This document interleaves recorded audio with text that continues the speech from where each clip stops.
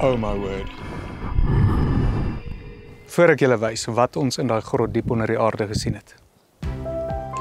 Somer is uiteindelik hier en insekte broei in hulle triljoene uit, 'n verstommende ontploffing van lewe. Dis die basis van die voedselketting wat Afrika se lewensweb en ryk verskeidenheid moontlik maak. Dis 'n vindingryke stelsel. Hierdie sespotiges verskaf 'n oorvloed voedingsstowwe vir diere van hoër orde. En hierdie diere se verwoede eetlus help om insekgetalle te beheer, sodat plantegroei nie vernietig word nie en biodiversiteit beskerm word. Dis 'n brose balans wat die natuur oor miljoene jare vervolmaak het. Die wieg van die mensdom omgewing se geologie is van die oudste in die wêreld.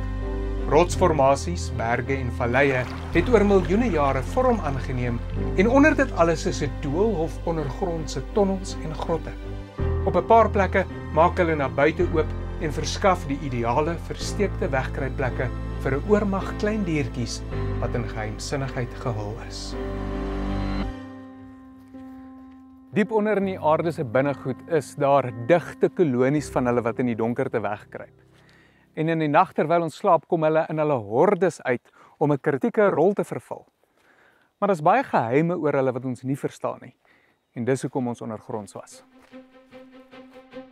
Ernest Seamark is 'n vleermuisnavorser. Currently, there's about 1,400 species of bats. So bats make about 1/5 of the mammalian species. But we are discovering new bat species, specifically in Africa, literally every week or month. And they are difficult. It's not like birds where people can, with pair of binoculars, and you can enjoy them. They are at night. It's dark. It's very difficult to try and work with it. Veral die wat diep wegkruip. As jy in 'n grot afgaan, gaan jy 'n hele nuwe wêreld binne met moontlik dodelike gevolge. Be aware that there's low oxygen and very high CO2 levels. Your body's going to feel a little bit weak. We're entering this dark section of the cave. We would like to switch off our lights and see what a bat actually sees.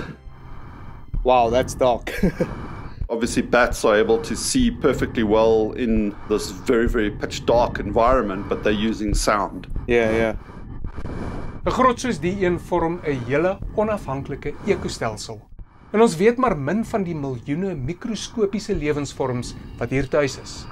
Party is moontlik dodelik. Histoplasmose of grotkoors is 'n longinfeksie wat ontwikkel as jy die spore van 'n swam inasem wat dikwels in die lae vleermuismis in die grotte groei.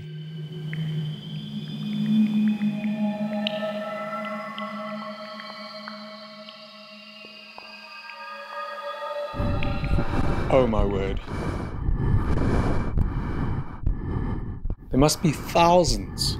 Yeah, this is about 40 to 50,000 bats that are in this chamber. In elke vierkante meter is daar omtrent 6,000 vleermuise. En hulle hang nie noodwendig een nie. Partykeer het jy 4, 5, 6 van hulle wat aan mekaar hang. En dis juist hierdie groot konsentrasies wat hulle so kwesbaar maak. Ek sal later 'n bietjie meer verduidelik. Terwyl ek betower deur al die vleermuise hier rondhang, spring Ernest en sy span aan die werk om hulle te vang. Daar's omtrent 6 verskillende spesies in hierdie grot, maar hulle is spesifiek op soek na die Natalse langvingervleermuis. Daar's 'n soortgelyke vleermuisspesie in Europa, maar hulle kom nie in naaste by dieselfde hoeveelhede voor nie, so wat ons hier het is ongelooflik besonder. En wat meer is, hierdie vleermuise migreer.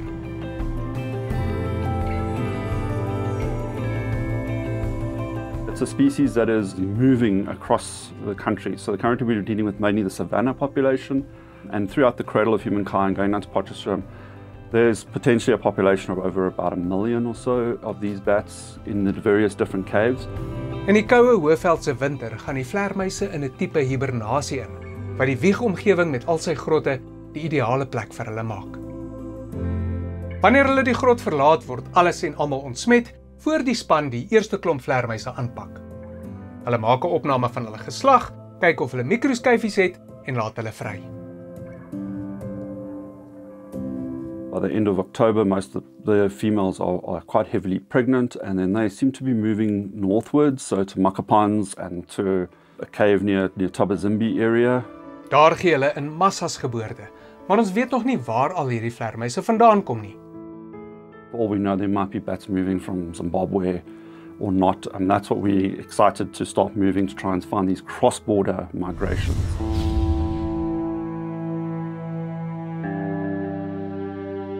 Om hulle geheime te onthul, moet mense hulle bewegings kan volg. Klein mikroskyfies word ingeplant en in die proses samel die span soveel data moontlik in. Vandag werk 'n span viroloë saam met hulle. Mens moet delikaat werk as jy so 'n klein diertjie hanteer en veral as jy 'n speekselmonster moet neem. Mis- en urinemonsters word ook geneem voor hulle vir elke vleermuis 'n kode op sy vleer tatoeëer. Wie sê jy kan nie 'n wetenskaplike en tatoeëerkunstenaar wees nie? Elke bietjie data is waardevol. Die vleermuise word in 'n sak geweeg, die gewig van die sak word afgetrek, hulle meet die liggaamsdele, hulle stel die geslag vas, alles word sorgvuldig opgeteken. En die sonder skyfies kry een. We take hair and wing biopsies to look at nitrogen and carbon isotopes and that can give us some insight on their dietary niche. Op hierdie manier kan hulle vasstel wat die vleermuise eet en hoe hulle die ete verander wanneer hulle migreer. Die tatoeëermerke en mikroskyfies help om die vleermuise op hulle somermigrasie na grotte verder noord te volg. Daar's veral een grot wat die 40 tot 50.000 wat ons hier gesien het, min laat lyk. Between 300 and 500,000 bats are coming in there, where at least 70% of those females are actually having their young there. En dis wat hulle so kwesbaar maak. Daar's net omtrent 16 grotte waarvan ons weet in die hele suidelike Afrika waar hulle geboorte gee. You could take out the breeding population very easily. Dis die hoofrede hoekom ons beskermde klere dra. Dis nie die vleermuise wat ons kan siek maak nie, maar ons kan ook patogene dra wat hulle kan doodmaak. In the US, they've got a fungus called white nose syndrome that is wiping out 95% of their bats. Hierdie swam is heel waarskynlik na Amerika gebring deur iemand wat Europese grotte besoek het. And now it's just spreading, and it's just this map like in the early days of Corona, they're watching it.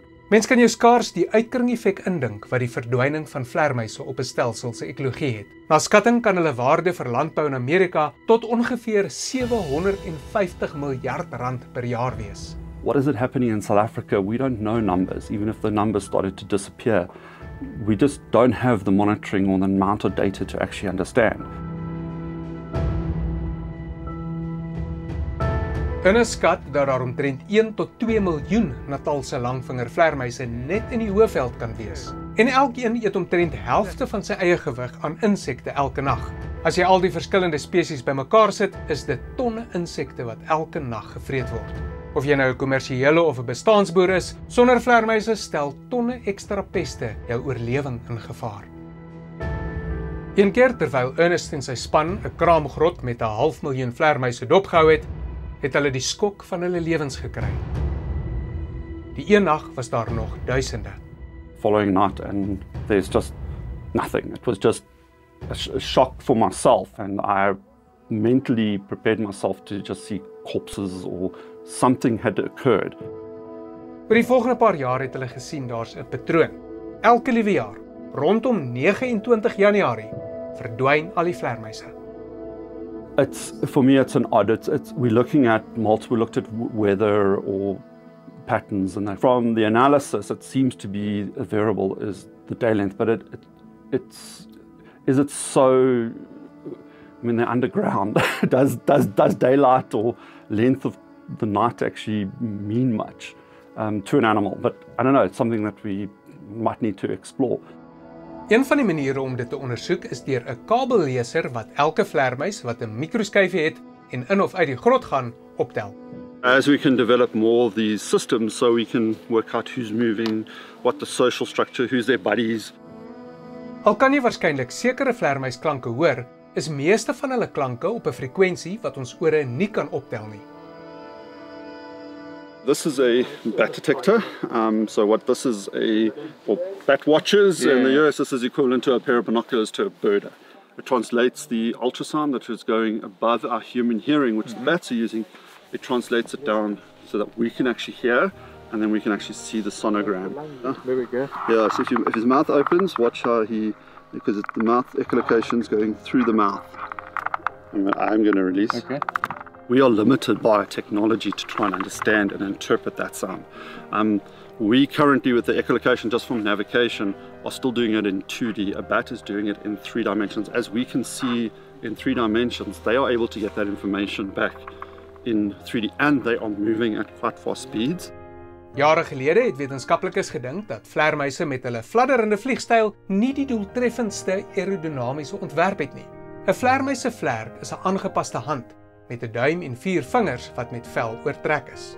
So if you wanted to fly, we take this about 3 meters out and stretch your bones out and get the webbing in between. Nes jy jou hande en vingers kan gebruik om die fynste take uit te voer, het 'n vleermuis ongelooflike beheer oor sy bewegings in die lug. Vleermuise fladder beslis nie net nie. Hulle is vleiende akrobate en kan baie indrukwekkende toertjies in die lug uitvoer. Regte hemelse dansers.